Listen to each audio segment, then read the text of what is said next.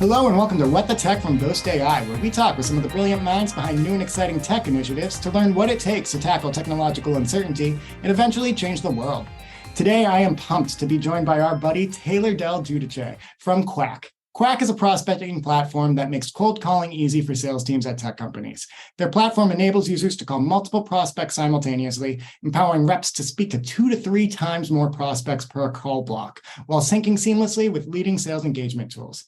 It's a great model that I know the team at Boast is testing out ourselves, but there's also fantastic people at the center of the business. As Taylor has caught up with our team at Collision, FounderFuel Demo Day, even Startupfest over the past 2 months, and we've had a blast each time. I'll leave it to Taylor to give us his take on what a busy summer it's been for the Quack team, his experience working in the startup ecosystem, and what's on the roadmap for Quack. So without further ado, welcome to the show, Taylor. Appreciate it. Thank you so much for having me on, Paul. Awesome. Happy to be chatting yet again. So I guess before we lead into the Quack, I want to hear more about you. Tell us about yourself, your background, how you got into the startup space, where you're based, and what got you here? Yeah, so we're based. I'm really proud to be based out of Calgary, which is not a typical tech startup place to be based, so I would say. Sometimes you get like head nod, you're like, oh, you're from Calgary. But yeah, we're based out of Calgary. I had grown up in Vancouver though, and so that's where I had originated. Being the tech scene, obviously very buzzy tech scene in Vancouver. And I had the privilege of working at 2 awesome tech startups based out of Vancouver and Victoria. And that's kind of where I got introduced to that world when it came to B2B SaaS, especially. And that's where Quack kind of lives. But before that, for me, growing up, I always was super into tech. I mean, I was a kid, like, what was it, back in like 2010, watching like the Apple WWDC like videos they would put out, and even when Steve Jobs was up there talking about the new iPhones and whatnot. I've loved tech since I was a young kid. Always wanted like the new stuff that came out.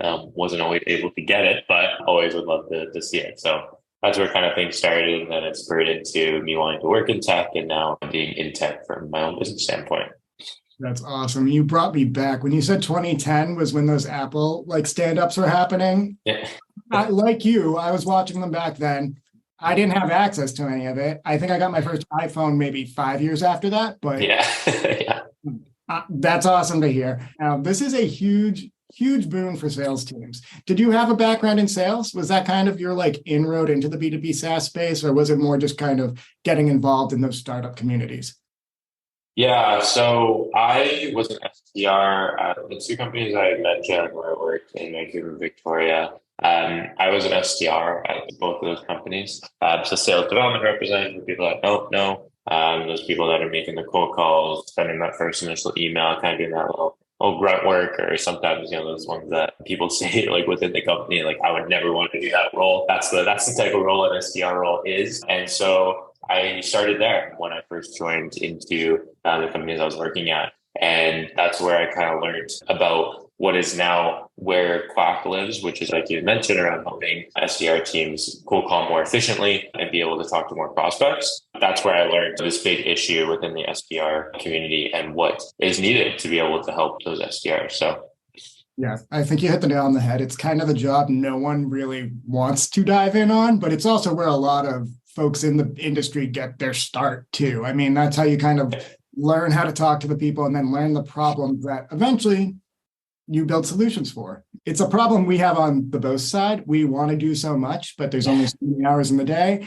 And as with any scale up, like Quack, like Boast, we're aggressive. We really, really, really want to meet those like mile high goals that we have for even just interacting with prospects. This is a program that if we could 2 to 3x our outreach on a per call block basis, that would be a game changer for us. So very excited to see that you guys have that on the roadmap as well. Now, going into kind of what we've worked with you guys on in the past is your shred claim, your R&D, but tell me more about the actual innovation that goes into Quack. What are some of the unique differentiators about the platform compared to others in the space that make this such a unique solution? yeah, so what we saw within the space as I was sort of where Quack was born out of is myself and Jake, who's one of the co-founders here. We were both SDRs at the same company. We were looking around for a solution like Quack And what we found was a lot of tools that weren't very accessible to our SDR team, whether that was through budget or just through their offerings that didn't make sense. And we were just looking for something that allowed us to dial more prospects, get those conversations going. And that was really it. We didn't need all these bells and whistles. We didn't need all these extra little things that were kind of unnecessary to us. And so with Quack, we were just like, why don't we make something super simple? Why don't we make something that fixes this main key issue that we're having as a team and possibly other teams? And so we went and spoke with a ton of other, like over 150 SDR teams, just to see, like, do they have the same issues as well? And we found that everyone did. So when it comes to the key differentiators, what we really saw is we thought we'd scale back the product compared to our competitors. We thought we'd scale things back and just say, hey, let's look at just the dialer and be just really good at a dialer instead of just focusing on multitudes of other things. And so we didn't want to do that. And so one key thing is that we've really focused on the dialer. And then on the other side, we've made it a lot more accessible for SDR teams. So if you're an SDR team, typically you already have multitudes of other tools on your tech stack. You have, your outreach, your sales ops, you have, Salesforce or HubSpot. You probably have a data enrichment tool like a ZoomInfo or Apollo or whatever the case is. And those cost a lot of money. It's not super cheap to have those type of tools. And so we didn't want to be adding on something that costs a ton of money to be able to have. So we decided we would make this as accessible as possible. And we are lucky to have our price under 3 digits, which a lot of other companies can't say about their product. And so we wanted to do that to make sure that more teams that are not, 1,000-person companies, maybe companies that are a lot smaller, or even startups that don't have the budget and don't have the time to be able to call more prospects. Those are the 2 biggest things, really just, the key focus on the dialer to really make sure that that's the best and be much more accessible for SDR teams pretty much everywhere. No, that's really cool. And I think you tapped into a couple different points there that are, I think, good advice for founders generally. First off, when you had said you would talk to 150 SDR teams to kind of get to the root of the problem that you want to solve here. And rather than casting the widest net and going from 0 to 100 with the solution out of the gate, you went to the acute issue that you could actually have an impact for, that the target customer would very quickly see a return on, and you executed. And that is really, really cool. I know that we really harp on the community aspect of what we do here at Boast. And that's really how we built our product too. We're like, okay, what's the most annoying part of your shred claim? It's getting it in the language that the CRA is going to actually respect and understand and claim it back, but also understanding the product itself, which means saddling up with those founders and getting well-versed without taking too much of their time. So I just love that there's that shared ethos about really tapping into your customer community to make the product the best possible product it can be, more than an MVP. And honestly, that's all you really need. I mean, look at Slack. For the longest time, Slack was just like a way to communicate. There wasn't all these extra things like huddles and Canvas and all those extra things. That kind of came later. They just really focused on being able to help teams communicate better. And so that's the thing. It's like a lot of companies that are successful, or at least doing something really good, you just focus on one thing. That's really all you need to do is start, at least. Like over time, you can add extra things in. But really, if you're not solving a key issue, then you're not really building much for anybody. You're kind of just doing a bunch of random things and hopefully something sticks. So, yeah. I love that you used the Slack example too. Somebody mentioned Slack for Business the other day, and it brought me back like 10 years.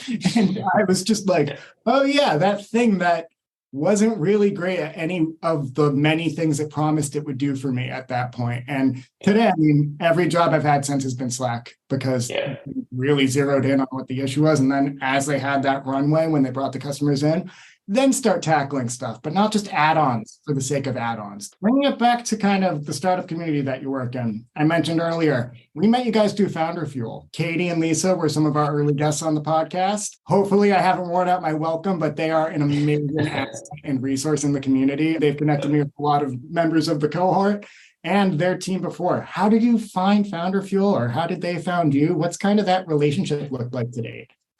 Yeah, it's so funny. I was just out for dinner with Katie last night, kind of talking about because obviously it's coming to a close, at least like the in-person sessions and whatnot are coming to a close this week. For us, how we found it was honestly I'm pretty sure just through a LinkedIn post. I can't remember if it was through Katie or just through someone reacting to a LinkedIn post. And I was just like, oh, like, I don't even think I had heard of it because then the last cohort was in 2020. And so they took a few years off. But before then, they were like every year back to back to back to back. And for me, I wasn't like really into the tech scene from like a working standpoint in 2020. I'd just gotten out of school.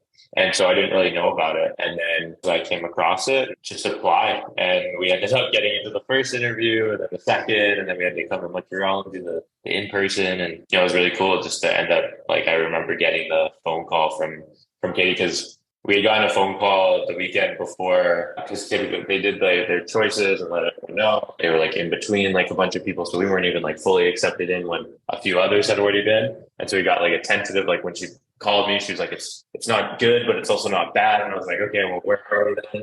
And then by the end, she's like, okay, like I'll give you a call. And then when I got the call from her and said that we were in, I was like, oh, this is like super cool. But also I was like, I didn't know really what was happening because I didn't like us as a team. Like we're the youngest company in FounderFuel. We only incorporated as a company like in February. So it's like for us, we were only like 2 months old at the time. And so it was really insane, really cool to get in and really be an accelerator for us. Like there's so much stuff we learned and had to do that we may not have done as early as we've done now. That's so awesome. Honestly, seeing how you guys presented yourselves at demo day and the pitch that you gave from the stage, you wouldn't know that you guys were just born out of February. That's actually when I started at Boast. So it's really fun to see that like in such a short time, the difference that you guys have made. And a great accelerator FounderFuel was. I think that really speaks to their efficacy. They got you on the stage with Harley from Shopify. I mean, I digress. It was a great event. Now, I know you've also worked with Boast. We did talk about your R&D and your shred in the past, but could you shine a little light about just what the experience has been? I know that we've been a squeaky wheel at all the events cornering you guys to say hi. How has it actually been working with us to get your shred claim and to work on all of that? It's probably still a work in progress too, which I fully understand. For us, it's like building the partnership of like understanding one, being able to help from the SDR standpoint and being able to help you guys do better from prospecting or whatnot. And then on our side, being able to get insights more into what shred credits are. It's obviously not something that from a standpoint as a founder, if you're coming on and looking for shred credits, it's like you're going onto a government website, that's the shred credits, and you're like, okay, cool. Like this doesn't really help me, get these. And to have access to be able to, have that help to be able to get these credits and to be able to have that access to what Canada offers for startups, because I really think that there's a lot out there for Canadian startups versus, companies that are down in the States that don't have access to programs like these. Access to these is kind of like, you should be doing that no matter what. For us, being able to learn through Shred from the team at Boast, be able to understand how it affects us as a company, when the right time is to do so, how to make sure we're prepared the best for it, like in the insights of like when we have our first employee or even, paying ourselves to that extent, like what things we need to be doing to make sure that we are able to prep ourselves best to be able to get those shred credits and not lose, basically free value that the government is able to give us. It's been huge. We're really, blessed to have your team be able to support FounderFuel to then, support us as a company in total. You hit on a couple points there too. I'm based in the US. I'm in Boston, and while Boast is working on both sides of the border, learning about everything that's available in Canada has been incredibly eye-opening. The government is in the business of supporting innovation up there, which is a very honest statement. I think it's easy to say that state to state. We have different tax policies down here. I think some states are obviously a lot more friendly, and it also gets a lot more industry specific and vertical specific, like biotech, come to Massachusetts. Can't really speak to anything else beyond that. Whereas up in Canada, again, you got Shred, you got your IRAP. And also you've got those tech hubs that are emerging in unexpected places. Like you had said earlier too, you're very proud to be based in Calgary. We have an emerging team up in Calgary. I'm blown away actually to see how many startups are coming out of Calgary. I was working on a blog post this morning that was looking at CBRE stats about emerging tech startups, and Calgary is booming. I think it was something like 61% more tech jobs in the past 5 years. I'll have to gut check that stat, but that is not, and that moved you guys way up the list on the top 50 in North America too. So you're not going to be alone in that pool. It's very much an emerging market that I think is really cool. And I love to see it. And I'm glad we're on a team that's really supporting companies like Quack. I'd love to know what's next for Quack on the roadmap. What do you guys got on the calendar for the next few months? What are your goals for the next year? I know you and Jake are working very hard today, and I know you had mentioned that maybe first employee up on your roster. Yeah, first hire onto the team. And on the other side of that, we have a lot of things on the product side, other integrations that we want to get done. Right now, we're with Outreach and soon to be done with SalesLoft, but we have other awesome integrations with other CRMs complete. And then some really cool things on the dialer. I'll kind of leave those till like the end of the year, but it's some awesome things. So some cool innovation that other dialers don't have. And then we are looking into thinking about how can we incorporate, because we don't use buzzwords when it comes to our dialer. Like we don't say our dialer is powered by like AI or anything like that, because it's not. And a lot of those dialers aren't, to be honest. For us, we do want to figure out how do we incorporate that into how you're prepared for a cold call within the actual dialer. We're just working on ways and brainstorming ways to incorporate that into the dialer, the prospect pages when you get a connected call and whatnot. So that's a big thing that we're working on and figuring out how to incorporate. And then we want to completely redesign our product as well. Go to our website. You can see a live demo without having to actually speak with us and go through it. You can kind of click through our product. But we completely want to redesign and make it even better. And that's a big thing into what we're doing as a company to make sure that we're kind of aligned back into how do we best support our customers. And I think redesigning and putting a new design out that maybe is a little bit easier to navigate or whatever that may be, or have the right information in front of you is huge as well. So a lot of exciting things on the roadmap. And all of it has to do with just making our customers' experience way better and helping them book more for their company. So, yeah. That's so cool. Yeah. And from a marketing perspective, I love how simple the language you guys use on your site is too. Not simple in a negative way, just simple and I know what I'm getting. It is explicit the value I'm going to receive here.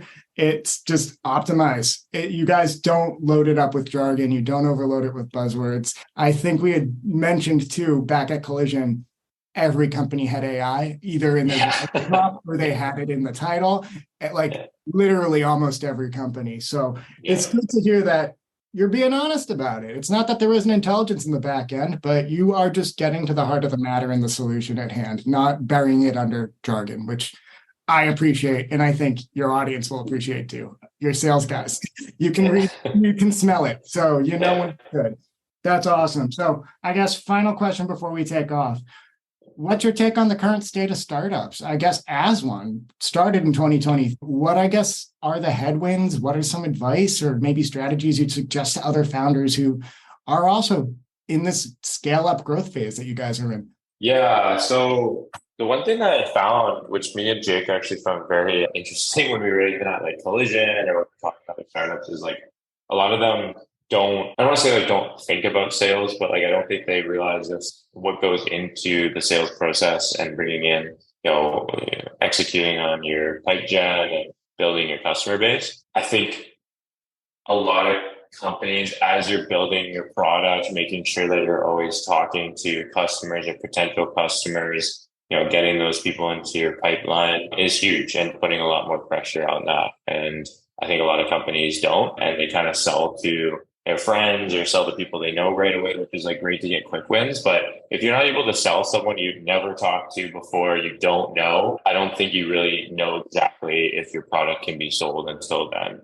And so I'm seeing a lot of companies not do that until later on, like a year and a half in or 2 years in, until they've actually sold to someone completely random. And I think at that point, if you had sped that up to, even at our point, 6 months in, a year in, if you have a product that you're selling, try and do it, because that way, can I sell this thing at this point? Because this is the worst your product ever going to be. And so if in the future it's only getting better, then now that already someone's willing to buy it. So that was the one thing I found really interesting as we were talking to startup and other companies, even companies that had done a seed round of 15 million and they still hadn't really figured that kind of stuff out. And it was crazy to me, but that'd be the biggest thing. Outside of that, I think just something that you'd mentioned around the AI thing. Don't just do AI for no reason. If you're using AI, maybe it's just that you use AI within your company to speed up how effective your engineers are or how your sales team are or your operations side. You can use AI, but it's don't just say it for the sake of saying it, because in reality, it's you don't know if the way that it is right now is the craze of how NFTs where And maybe it's just like something that's there. And it obviously is something that's here to stay, but it might not be to the same extent. Like right now, if you're just an AI company, at some point, there's going to be a few winners and not everyone's going to win. And so just doing that for the sake of doing it isn't really going to help you in long term versus just building an actual business. And if you happen to have AI, that's great, but it can be like the forefront. But yeah, no, those are kind of the biggest things. And that point too about building a business, not just a product too. You don't want to have to backtrack in a few years when AI might go out of vogue when you're throwing that on branding too. Like that's something you have to be mindful of going forward. But those are great tips. And I think, again, that focus on sales, it harkens back to that customer focus that you guys had out the gate.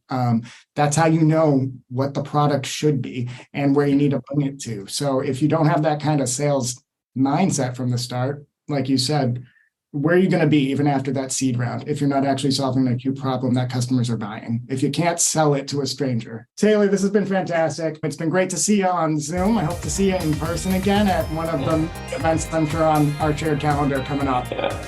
Awesome. Yeah. Looking forward to seeing you too. I love seeing the Boast team. So sweet.